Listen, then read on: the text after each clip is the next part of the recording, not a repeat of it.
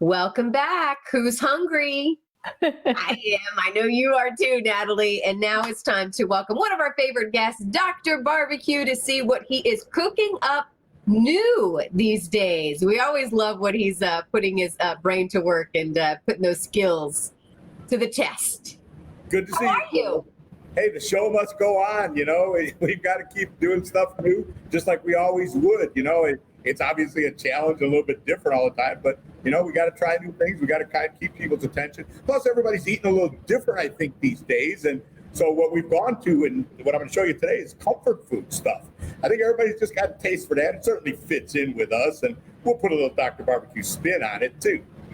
Okay, so you're saying what you see. You see people are going to comfort food. Before we dive in and talk about this new menu, you are still seeing a lot of people doing the carry out, which all of these items are going to be offered in carry out, and people can still dine in too, which, by the way, great shot. Shows an example of your full place there.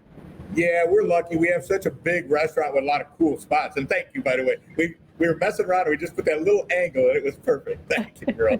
But yeah, we're lucky we got a big space, so we can keep everybody separated at 50% in the dining room. We can still put a lot of people in here, so it's helping us a lot. And the carry out and delivery from day one, we did it. We never closed, and we decided we were going to be good at it. So we're all in on this. Like I said, we're not going anywhere, so we got to try to keep up.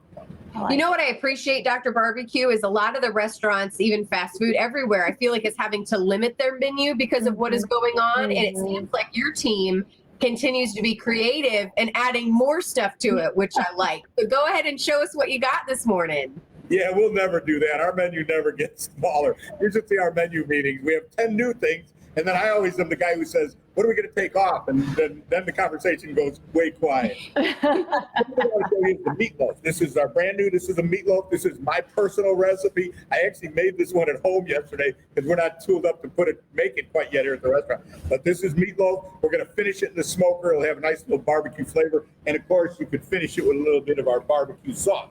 What goes in your meatloaf, Dr. Barbecue? I love meatloaf. You know what I learned, what made me to make better meatloaf is half beef, half pork. I always did with beef, and I never could get the texture right. And someone told me one day, you got to make it half beef and half pork, and that's my secret.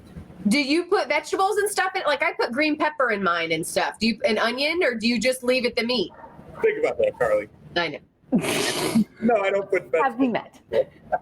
We will serve some on the side, though. We're making smashed potatoes. You know how you take them little potatoes, you roast them for a little while, and then we smash them, and then we finish them in the deep fryer. And this is barbecue butter. And it's really kind of just barbecue sauce and butter, but what's not to like about that? So now it'll melt down and kind of ooze on them hot potatoes. It's our pretty cool one. It's going to go really good with the meatloaf, I think, too. And then last but not least, I'm going to make you some, I call it Texas caviar. You were calling it Cowboy caviar. Same thing. Okay, by the way. Barbecue. So that's some smoked corn. Black beans. We are in the Tampa Bay region here. We're not going to use any beans except black beans, I don't think. This is poblano chili and red pepper. A little bit of that. The whole trick for Texas caviar is you want to cut everything small so it all kind of looks the same. And that's why the idea is it looks like caviar. Huh. Is it served hot or cold? What's that? Is it served hot or cold? Cold. Jalapeno. Now we put the jalapenos in big slices because we want you to be able to grab them out. If you don't like it spicy, that's okay. This is a little bit of cilantro. A little bit of garlic. Look at the bowl of garlic they gave me. I'm going to not use all of that. I've never. So is Cowboy caviar? Is this a staple of yours, Ray? That's something new? Because I've never heard about anything like this. I only know the traditional caviar, which, let's be honest, I kind of avoid. It's probably a cousin of like a 3-bean salad. Yeah. Okay. Corn and beans and then some other things in here. And it's a cold salad. And I'll show you the dressing. Now we cut the tomatoes a little bit bigger just because we like them that way. We like these little halves of those tomatoes. Salt and pepper. Oil. And lime juice. So that's where it gets kind of different. A little bit of, but it's kind of like lime juice and oil, kind of like a vinaigrette. Ray, I wish we were in studio right now because I would love to try that one. Isn't that fun? I know it is. And you should see me, by the way. I'm trying to get like closer to my screen so I can see this. I know, I feel like pulling it up to you. It's got a really nice color. It's just kind of a fun cold salad. It's a popular thing like with barbecue guys because it's got the jalapenos and you can grill the corn or smoke it. So And there's veggies in there, Dr. Barbecue. Look at that. right, nicely positioned over here so I don't have to eat them. See, that's how